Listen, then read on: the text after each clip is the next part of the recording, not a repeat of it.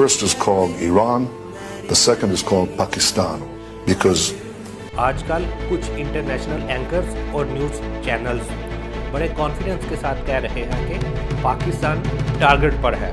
हम आपको बताएंगे इसराइल और इंडिया के उस सीक्रेट मिशन के बारे में जो 1980s में फेल हुआ। I have made it clear to the leaders of Pakistan that we have no choice but to impose sanctions pursuant to the Glen Amendment as is required by law. America ने पाकिस्तान को एक massive bribe offer की, $5 billion का foreign add package. Clinton $5 अरब की पेशकश की मुझे, ये रिकॉर्ड की बात है। जी हाँ, पिछले ही साल की बात है जब ऑपरेशन सिंदूर के नाम पर दुश्मन ने एक बार फिर से रेड लाइन क्रॉस करने की कोशिश की। कैसे पाकिस्तान ने फ्रांस की सबसे कटिंग एज और महंगी टेक्नोलॉजी को अपनी ब्रिलियंट मिलिट्री स्ट्रेटेजी के आगे ढेर कर दिया। तो जो लोग आज इंटरनेट पर बैठकर पाकिस्तान इज नेक्स्ट का मंजन बेच रहे हैं, A.Q. Khan, the father of Pakistan's atomic bomb, Abdul Qadir Khan, making his country the first Islamic nuclear power. I don't care what the world thinks about me.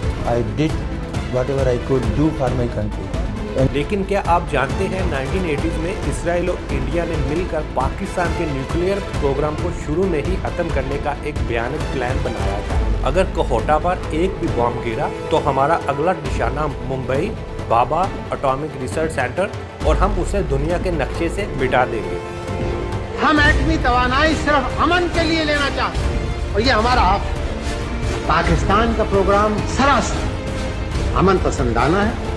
अगर खुदा ना करे आज के दौर में एक सिंगल मॉडर्न न्यूक का इस्तेमाल किया जाए तो उसका ब्लास्ट रेडियस, थर्मल रेडिएशन और न्यूक्लियर फॉल आउट इतना मैसिव होगा कि एक ही झटके में एक मेगा सिटी मिट्टी में मिल जाएगी। लेकिन हकीकत ये है कि अमेरिका की एब्सोल्यूट सिक्योरिटी की गारंटी सिर्फ और सिर्फ इसराइल के लिए है। बाकी मुल्कों को अमेरिका सिर्फ अपने फ़ायदे के लिए यूज़ करता है। अगर आज यूक्रेन के पास उनके न्यूक्स होते तो किसी की हिम्मत नहीं होनी थी उन पर आंख उठाने की। नेतन्याहू जैसे वार क्रिमिनल या आम न्यूज़ एंकर्स इंटरनेट पर बैठकर जितनी मर्जी भर के मारे। दोस्तों, आजकल सोशल मीडिया और न्यूज़ चैनल्स पर एक आग लगी हुई है। इसराइल के प्राइम मिनिस्टर बेंजामिन नेतन्याहू की first is called Iran, the second is called Pakistan, because ऐसी नैरेटिव वायरल हो रही है जिसमें मिडिल ईस्ट के हालात जैसे गाज़ा और ईरान पर हमला को देखकर कुछ लोग और सो कॉल्ड एक्सपर्ट्स एक नया प्रोपेगेंडा फैला रहे हैं। वो कह रहे हैं ईरान के बाद इज़ पाकिस्तान नेक्स्ट। लेकिन रुकिए, जो लोग एसी रूम में बैठकर ये ख्याली पुलाव पका रहे हैं वो एक सबसे बड़ी और भयानक रियलिटी को भूल गए हैं। उन्हें लगता है कि पाकिस्तान कोई आम देश है जिसे जब चाहा डरा दिया, पर हिस्ट्री गवाह है जब जब किसी ने पाकिस्तान की तरफ बुरी नज़र से देखा है उसे मुंह की खानी पड़ी है। आज की इस वीडियो में हम इस प्रोपेगेंडे का पर्दाफाश करेंगे। हम डीप डाइव करेंगे उन फैक्ट्स पर जो इंटरनेट पर तो मौजूद हैं पर आम इंसान से छुपाए जाते हैं। हम आपको बताएंगे इसराइल और इंडिया के उस सीक्रेट मिशन के बारे में जो 1980s में फेल हुआ, उस दिन की सच्चाई जब पाकिस्तान ने $5 बिलियन को ठोकर मार दी, और ये प्रूफ करेंगे कि पाकिस्तान के न्यूक्लियर वेपन्स दुनिया की सबसे सेफ हाथों में हैं। ये स्क्रिप्ट एक एनालिसिस नहीं बल्कि हिस्ट्री, फैक्ट्स और रियलिटी का एक ऐसा कम्बिनेशन है जो आपकी आंखों को खोल देगा। वीडियो को एंड तक ज़रूर देखिए क्योंकि आधा सच हमेशा झूठ से ज़्यादा खतरनाक होता है। आजकल कुछ इंटरनेशनल एंकर्स और न्यूज़ चैनल्स बड़े कॉन्फिडेंस के साथ कह रहे हैं कि पाकिस्तान टारगेट पर है। इन लोगों का दिमाग शायद पास्ट के इवेंट्स को भूल चुका है। इन्हें लगता है कि फॉल्स फ्लैग ऑपरेशन करके पाकिस्तान को दबाया जा सकता है। लेकिन हकीकत क्या है?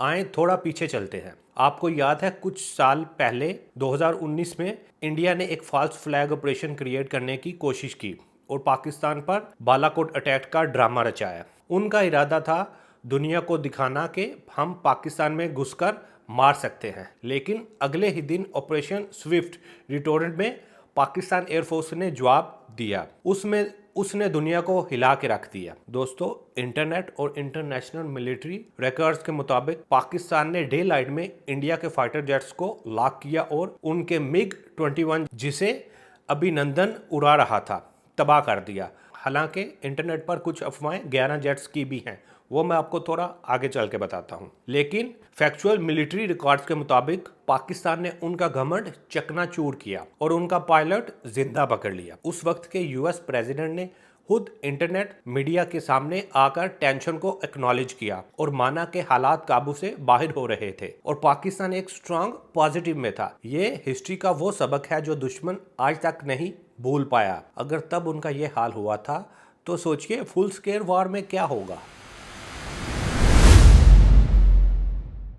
लेकिन दोस्तों, अगर आपको लगता है कि 2019 का सबक पुराना हो चुका है तो ज़रा मई 2025 की ताज़ा हिस्ट्री उठाकर देख लीजिए। जी हाँ, पिछले ही साल की बात है जब ऑपरेशन सिंदूर के नाम पर दुश्मन ने एक बार फिर से रेड लाइन क्रॉस करने की कोशिश की। उन्हें बहुत घमंड था अपने नए $1 billion French made Rafale jets पर। उन्हें लगा कि अब राफेल आ गए हैं तो हवाओं में उनका राज होगा और पाकिस्तान कुछ नहीं कर पाएगा। लेकिन 7 मई 2025 की उस रात जो हुआ उसने पूरी दुनिया की मिलिट्री एक्सपर्ट्स के होश उड़ा दिए। ये मॉडर्न हिस्ट्री की सबसे बड़ी डॉग फाइट थी जिसमें 110 से ज़्यादा फाइटर जेट्स आमने सामने थे। पाकिस्तान एयरफोर्स ने ऐसी खौफनाक किल चेन और इलेक्ट्रॉनिक वारफेयर का इस्तेमाल किया कि उनके एडवांस रेडार्स बिल्कुल ब्लाइंड हो गए। पाकिस्तान के J-10C फाइटर्स ने अपने PL-15 मिसाइल्स को इतनी दूर से बियॉन्ड विजुअल रेंज फायर किया कि इंडिया के सबसे एडवांस राफेल्स जेट्स को बचने का मौका ही नहीं मिला और वो हवा में ही तबाह हो गए। इंटरनेशनल रिपोर्ट्स और वेस्टर्न मीडिया ने इस बात को कवर किया कि कैसे पाकिस्तान ने फ्रांस की सबसे कटिंग एज और महंगी टेक्नोलॉजी को अपनी ब्रिलियंट मिलिट्री स्ट्रेटेजी के आगे ढेर कर दिया। आप इस बात की शिद्दत का अंदाजा इससे लगाएं कि इस खबर के आते ही फ्रांस में डिसॉल्ट कंपनी जो राफेल बनाती है के शेयर स्टॉक मार्केट में गिर गए थे। जब दुनिया के सबसे मॉडर्न राफेल जेट्स और एक मैसिव एयरफोर्स पाकिस्तान के आगे इस तरह बेबस हो सकती है तो जो लोग आज इंटरनेट पर बैठकर पाकिस्तान इज नेक्स्ट का मंजन बेच रहे हैं उन्हें समझ जाना चाहिए कि पाकिस्तान की फिजाओं का डिफेंस कितनी इम्पेनिट्रेबल और डेडली है। दुश्मन अच्छी तरह जानता है यहाँ आना आसान है पर वापस जाना नामुमकिन। जो लोग नेतन्याहू, जिसे आज दुनिया का बहुत से ह्यूमन राइट्स ऑर्गेनाइजेशन और इंटरनेट कोर्ट्स वॉर क्रिमिनल के लिए कंडेम्ड कर रहे हैं, को मास्टरमाइंड समझते हैं, उन्हें हिस्ट्री की एक किताब खोलकर देखनी चाहिए। नेतन्याहू हो या कोई और लीडर, इनका एजेंडा हमेशा क्लियर रहा है। लेकिन क्या आप जानते हैं 1980s में इसराइल और इंडिया ने मिलकर पाकिस्तान के न्यूक्लियर प्रोग्राम को शुरू में ही खत्म करने का एक भयानक प्लान बनाया था। जी हाँ, 1981 में इसराइल ने इराक के न्यूक्लियर रिएक्टर ओसरिक पर हमला करके उसे तबाह कर दिया। उसी सक्सेस के नशे में 1984 के आसपास इसराइल और इंडिया की इंटेलिजेंस एजेंसीज ने रा और मोसाद के वो पाकिस्तान के कहोटा रिसर्च लेबॉर्टरीज पर एयर स्ट्राइक करेंगे। प्लान ये था कि इसराइल फाइटर जेट्स इंडिया के जमनागर एयरबेस पर लैंड करेंगे और वहां से कहोटा पर बम गिराकर वापस चले जाएंगे। लेकिन इन्हें ये नहीं पता था कि पाकिस्तान की इंटेलिजेंस एजेंसी ISI इस धंधे में इनके बाप की तरह बैठी थी। ISI को इस प्लान की भनक लग गई। पाकिस्तान ने फौरन अपने फाइटर जेट्स को हाई अलर्ट पर रखा। पाकिस्तान ने सीधा इंडिया को डिप्लोमेटिक चैनल के थ्रू मैसेज भेजा, अगर कहोटा पर एक भी बम गिरा तो हमारा अगला निशाना Mumbai Bhabha atomic research centre और हम उसे दुनिया के नक्शे से मिटा देंगे। इस खौफनाक काउंटर थ्रेट और पाकिस्तान एयरफोर्स की तैयारी को देखकर इसराइल और इंडिया दोनों के होश उड़ गए और रा के सारे प्लान्स धरे के धरे रह गए और हिस्ट्री ऑफ रा उनके जितने एजेंट्स जो ग्राउंड पर थे, इंफॉर्मेशन गैदर कर रहे थे, उन्हें ट्रेस किया गया और सबको मार दिया गया। ये इन दी हिस्ट्री ऑफ रा सबसे बड़ा ऑपरेशन था जब रा ने अपने सबसे ज्यादा लोग खोए और इसराइल फाइटर जेट्स को अपना रास्ता बदलकर वापस लौटना पड़ा। आज जो लोग नेक्स्ट इज पाकिस्तान का नारा लगा रहे हैं वो ये हिस्टोरिकल फैक्ट भूल चुके हैं। लेकिन यहाँ एक सवाल पैदा होता है, अगर कल को सच में कोई अटैक होता है और पाकिस्तान को अपने न्यूक यूज करने पड़ जाए तो उसका अंजाम क्या होगा? एक मॉडर्न पाकिस्तान न्यूक आज कितनी तबाही मचा सकता है? और यकीन मानिए, वो सुनकर किसी भी दुश्मन की रूह कांप जाएगी। जब दुश्मन मिलिट्री फ्रंट पर नहीं जीत पाती तो वो इंफॉर्मेशन वॉरफेयर प्रोपोगंडा शुरू कर देती है। आजकल आप इंटरनेट पर देखते होंगे कि कुछ कीबोर्ड वॉरियर्स जो अपने 4 से 5 लोगों के घर को प्रॉपरली नहीं चला सकते, वो इंटरनेट पर बैठकर ज्ञान दे रहे हैं कि Pakistani nukes are not in safe hands. ये दुनिया का सबसे बड़ा सफ़ेद झूठ है। पाकिस्तान एक हाईली प्रोफेशनल और डिसिप्लिन्ड मिलिट्री स्टेट है। जब बात नेशनल सिक्योरिटी की आती है तो पाकिस्तान के न्यूक्लियर वेपन्स को मैनेज करने के लिए एक डिक्लेयर्ड और हाईली ट्रेंड बॉडी है जिसे एसपीडी स्ट्रेटेजिकल प्लान डिवीजन और एनसीए नेशनल कमांड अथॉरिटी कहा जाता है। इंटरनेशनल न्यूक्लियर वॉचडॉग एजेंसीज और यहाँ तक के यूएस के टॉप मिलिट्री जर्नल्स ने भी कई बार ऑफ द रिकॉर्ड और ऑन रिकॉर्ड माना है कि पाकिस्तान का nuclear command and control system दुनिया के बेस्ट और सबसे सिक्योर सिस्टम में से एक है। हर weapon, multiple layers of security, physical barriers और एडवांस इलेक्ट्रॉनिक लॉक्स पर मैसिव एक्शन लिंक्स PALs के अंडर होता है। पाकिस्तान आर्मी बहुत अच्छी तरह जानती है कि इन अज़ाइम को दुश्मन की नज़रों से कैसे बचाकर महफूज रखना है। तो जो लोग अनसेफ हैंड्स का रोना रोते हैं, उन्हें अपना दिमाग का इलाज करवाना चाहिए। आए अब आपको थोड़ा टेक्निकल ग्राउंड पर ले चलते हैं। पाकिस्तान के न्यूक्लियर प्रोग्राम की हिस्ट्री और पावर क्या है। अगस्त 1945 में अमेरिका ने जापान के शहर हिरोशिमा पर जो बम गिराया था, जिसका नाम था लिटिल बॉय, उसकी पावर लगभग 15 किलोटन थी। उस एक बॉम्ब ने 1,40,000 लोगों की जान ले ली थी और पूरा शहर राख बन गया था। आज इंटरनेशनल थिंक टैंक्स जैसे SIPRI के मुताबिक पाकिस्तान के पास लगभग 170 से ज़्यादा न्यूक्लियर वॉरहेड्स हैं। लेकिन दोस्तों, पावर की बात करें तो आज के मॉडर्न न्यूक्लियर और थर्मो न्यूक्लियर बॉम्ब्स हिरोशिमा के उस बॉम्ब से 10 से 50%, 10 to 50 गुना ज़्यादा पावरफुल है। अगर खुदा ना करे आज के दौर में एक सिंगल मॉडर्न न्यूक का इस्तेमाल किया जाए तो उसका ब्लास्ट रेडियस, थर्मल रेडिएशन और न्यूक्लियर फॉलआउट इतना मैसिव होगा कि एक ही झटके में एक मेगा सिटी मिट्टी में मिल जाएगी। उसका ब्लास्ट वेव आसपास के सैकड़ों किलोमीटर तक तबाही मचाएगा। इलेक्ट्रॉनिक्स ब्लास्ट EMP ज़ीरो हो जाएगा और सालों तक वहाँ लाइफ एग्जिस्ट नहीं कर पाएगी। यही वो म्यूचुअली अश्योर्ड डिस्ट्रक्शन मैड का खौफ है जो दुश्मन को बॉर्डर के उस पार रोक कर रखता है। पाकिस्तान इस ताकत को किसी पर हमला करने के लिए नहीं बल्कि अपनी हिफाजत के लिए रखता है। In nuclear technology for peaceful purpose and not for purposes of war. ये अजीम ताकत पाकिस्तान को प्लेट में रखकर नहीं मिली। इसके पीछे उन लेजेंड्स की मेहनत है जिन्होंने अपने मुल्क के लिए सब कुछ दांव पर लगा दिया। हमें इस स्टेज पर अपने नेशनल हीरोज़ को क्रेडिट देना नहीं भूलना चाहिए। जुल्फ़कार अली भुट्टो। जब 1974 में इंडिया ने स्माइलिंग बुद्धा के नाम से अपना पहला न्यूक्लियर टेस्ट किया तो साउथ एशिया का बैलेंस ऑफ पावर बिगड़ गया। उस वक्त पाकिस्तान के प्राइम मिनिस्टर जुल्फ़कार अली भुट्टो ने एक ऐसी लाइन कही जो हिस्ट्री में हमेशा के लिए अमर हो गई। I give a solemn pledge to all my countrymen that we will never let Pakistan be a victim of nuclear blackmail.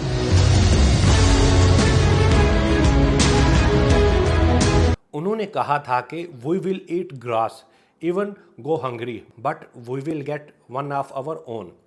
हम घास खा लेंगे, भूखे सो जाएंगे, लेकिन अपना बम ज़रूर बनाएंगे। उन्होंने इस प्रोजेक्ट की नींव रखी। नंबर 2, जनरल ज़ियाउल हक। भुट्टो के बाद जनरल ज़ियाउल हक ने इस मिशन को रुकने नहीं दिया। उन्होंने वेस्टर्न इंटेलिजेंस एजेंसीज़ की आंखों में धूल झोंक कर रखी, एकदम सीक्रेट तरीके से इस प्रोजेक्ट को आगे बढ़ाया। उनकी डिप्लोमेटिक श्रोडनेस की वजह से अमेरिका और रशिया अफ़गानिस्तान में उलझे रहे और पाकिस्तान पीछे पीछे अपना एटॉमिक बॉम्ब तैयार करता रहा।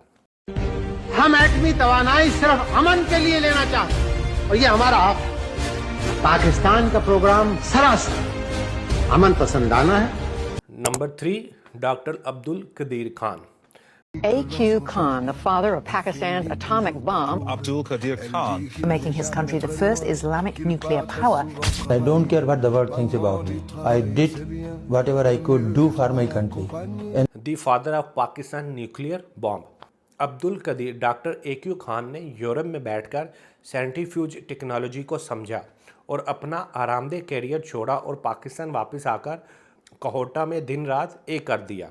उनकी टेक्निकल जीनियस और उनके साथ काम करने वाले तमाम साइंटिस्ट और इंजीनियर्स के बिना ये ख्वाब कभी पूरा नहीं हो सकता था।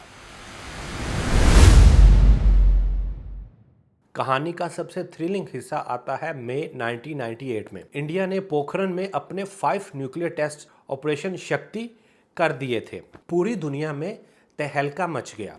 इंडिया के लीडर्स ने पाकिस्तान को खुली धमकियां देना शुरू कर दिए कि अब कश्मीर भूल जाओ।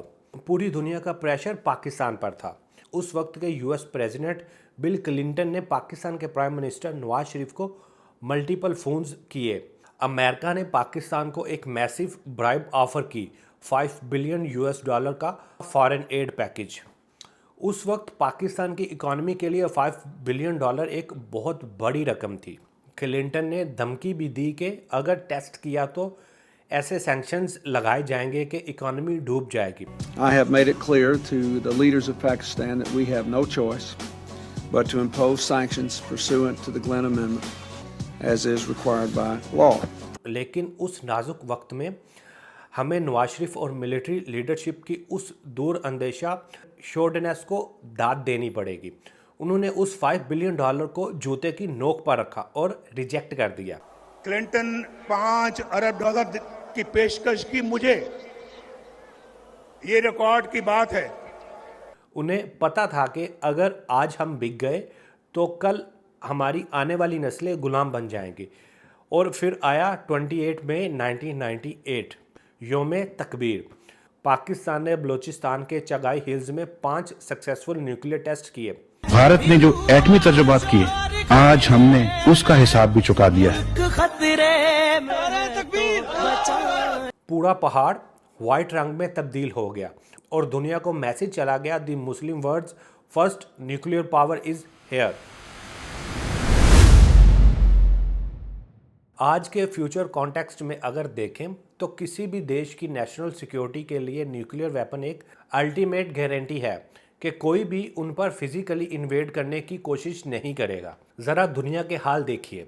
अरब कंट्रीज़ जैसे कि UAE, सऊदी अरेबिया के पास बेतहाशा पैसा है, ऑयल है, मॉडर्न इंफ्रास्ट्रक्चर है, लेकिन उनके पास न्यूक्स नहीं है। वो अपनी सिक्योरिटी के लिए अमेरिका के मोहताज हैं।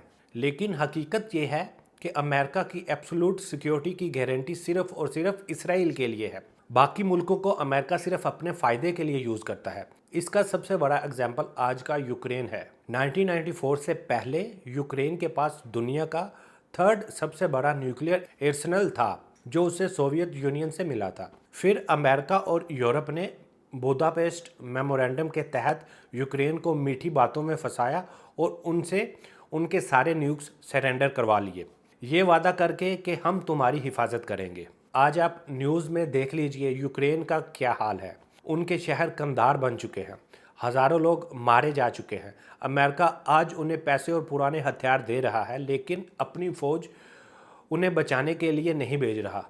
अगर आज यूक्रेन के पास उनके न्यूक्स होते तो किसी की हिम्मत नहीं होनी थी उन पर आंख उठाने की।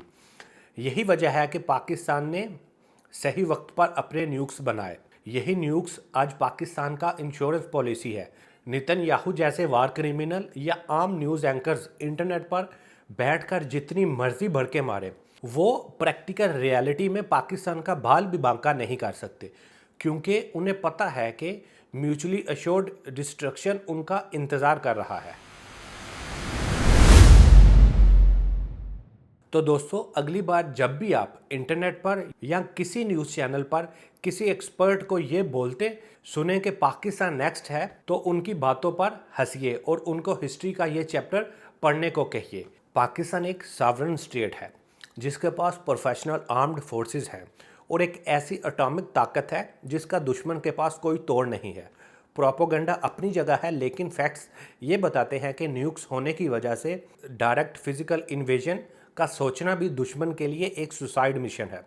आपको क्या लगता है, क्या मॉडर्न वारफेयर में आज भी न्यूक्स सबसे बड़ी डेटरेंस है? मुझे कमेंट में ज़रूर बताएं। और अगर ये डिटेल्ड एनालिसिस पसंद आए तो इस वीडियो को अपने दोस्तों के साथ ज़रूर शेयर करें ताकि सच्चाई सब तक पहुंच सके।